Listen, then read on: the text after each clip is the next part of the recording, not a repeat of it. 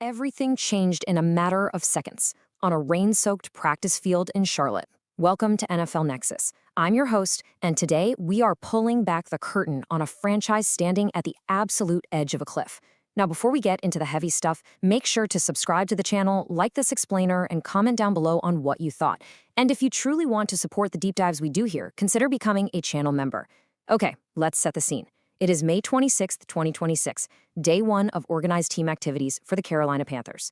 But listen, this isn't just another routine off-season workout. No, this is the crucible. For years, we've watched this franchise desperately trying to claw its way back to relevance, literally suffocating under the weight of an entire city's expectations.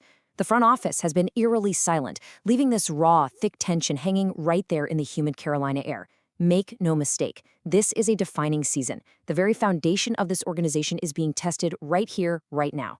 And their survival? It comes down to three massive pillars: leadership, resilience, and ruthless front office calculus. Let's dive into it. I want you to really picture the scene that day. A literal downpour. Practice opened on a Tuesday, completely exposed to the elements. And the irony here is rich. Just yards away sits the ongoing construction of their brand new indoor practice facility. It's this multi-million-dollar project, but it's bogged down by logistical delays. Because those doors were closed, the Panthers were forced to brave the storm. You can almost hear it. The heavy thud of cleats slipping in the mud, the wet, heavy slap of waterlogged footballs hitting the turf, the exhausted, heavy breathing of frustrated linemen just trying to push through the muck. Pass after pass, the execution faltered. Slippery grass, sloppy routes. The offense was being pushed to its absolute breaking point. And honestly, those miserable conditions acted as the perfect metaphor for this entire franchise's rebuild, right? Messy, delayed, and incredibly painful. But here's the thing about the NFL. The elements are the ultimate truth serum. They strip away the hype. They expose exactly who you are when things get incredibly difficult. And as the rain began to pass and the skies slightly cleared, the frustration on that field reached a boiling point. Somebody had to step up. Somebody had to stop the bleeding. Pillar I, the general. Bryce Young takes command. The future of this entire organization rests squarely on the shoulders of one man, Bryce Young. Entering a critical fourth season, the former #1 overall pick is not just playing for wins anymore. He's playing for his NFL life. He's playing for that massive long-term contract extension.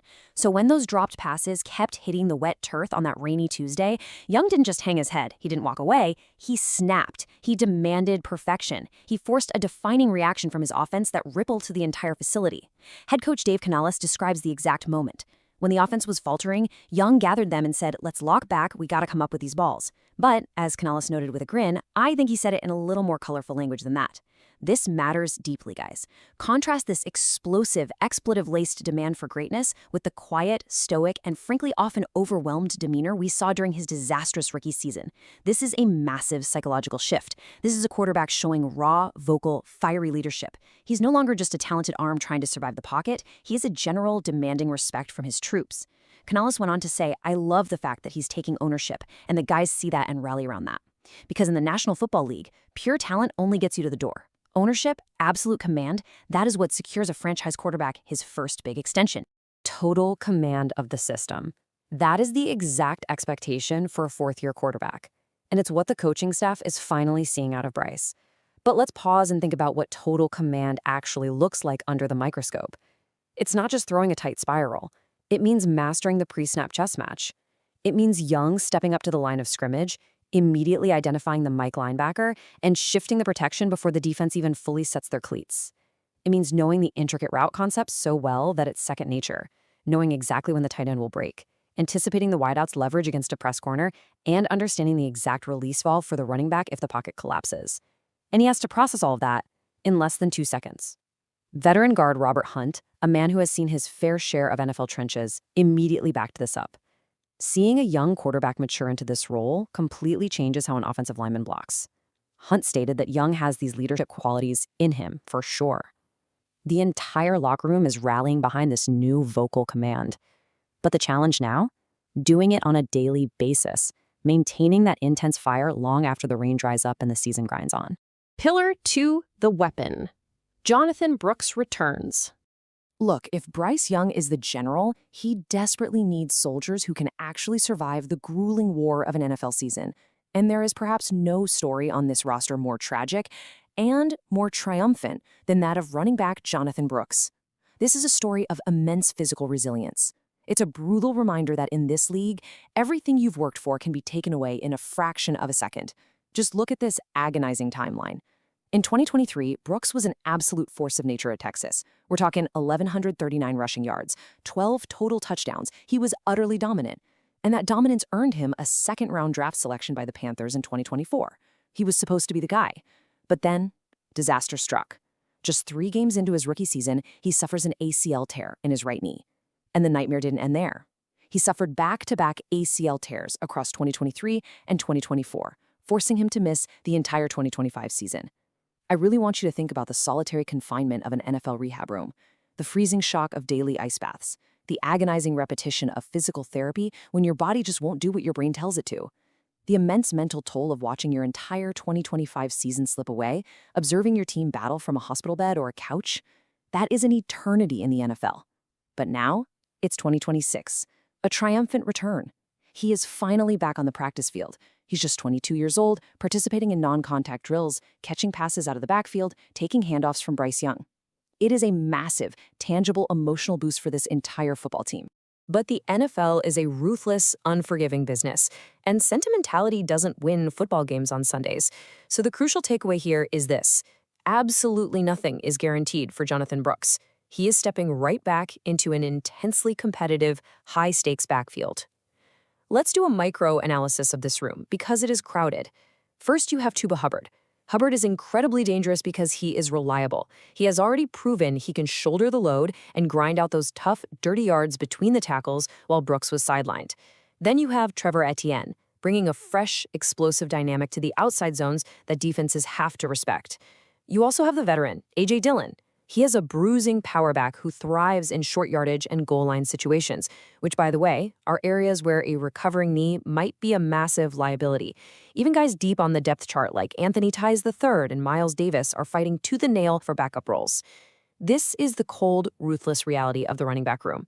A single hesitation on a surgically repaired knee, a slight flinch when making a hard cut in the mud, that could cost Brooks his job entirely.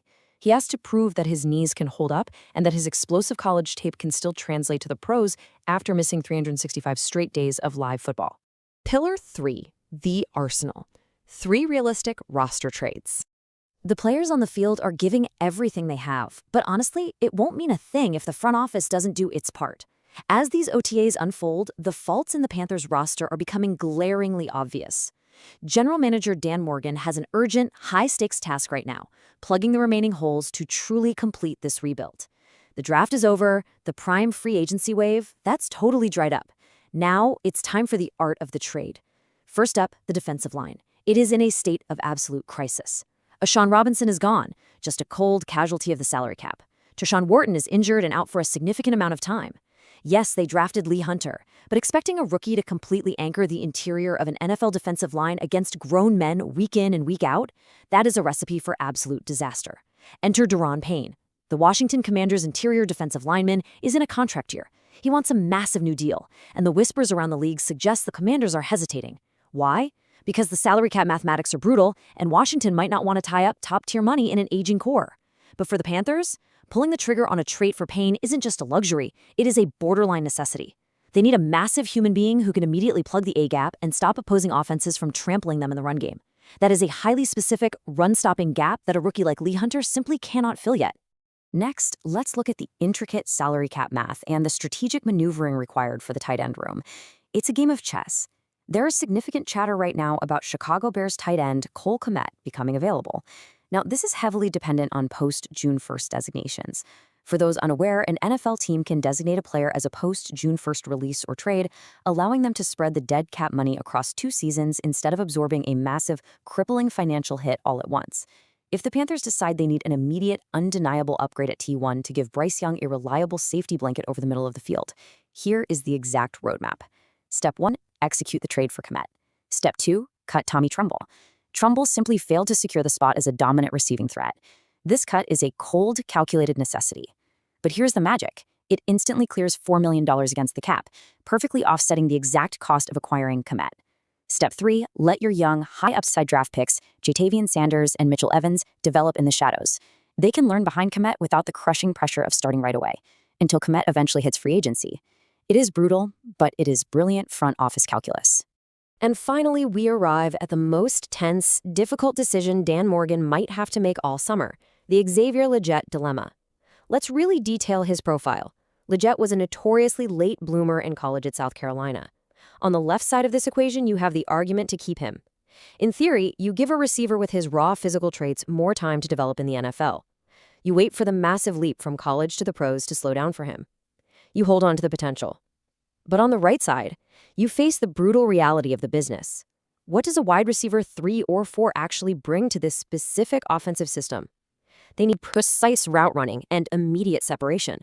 If Legette hasn't shown significant improvement in these mud-soaked OTAs, and if players like John Mechie or Chris Brazzell step up and lock down that WR3 spot, keeping Legette as a WR4 is a massive waste of valuable assets. And listen, Dan Morgan has a reputation for ruthlessly extracting draft value from underperforming players. Could he get a 5th-round pick? A 6th-rounder? In the grand scheme of a multi-year rebuild, that single mid-round pick could be packaged to move up in the draft for a future cornerstone. If Morgan doesn't believe Legette will improve, he will not hesitate to ship him out before week 1. So here we are, the rain is falling, the mud is deep. The quarterback is demanding absolute perfection from everyone around him.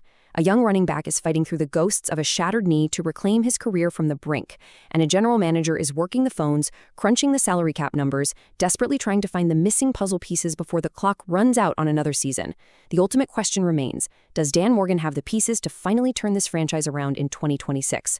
Are these 3 pillars, the fiery, explosive leadership of Bryce Young, the uncertain but triumphant resilience of Jonathan Brooks, and the potential high-stakes, calculated trades, are they strong enough to hold the weight of an entire city's expectations? Or will the foundation crumble yet again under the unrelenting, crushing pressure of the NFL? Let me know what you think in the comments section down below. I want to hear your theories. Will the Panthers rise to the occasion, or is this just another false dawn in Carolina?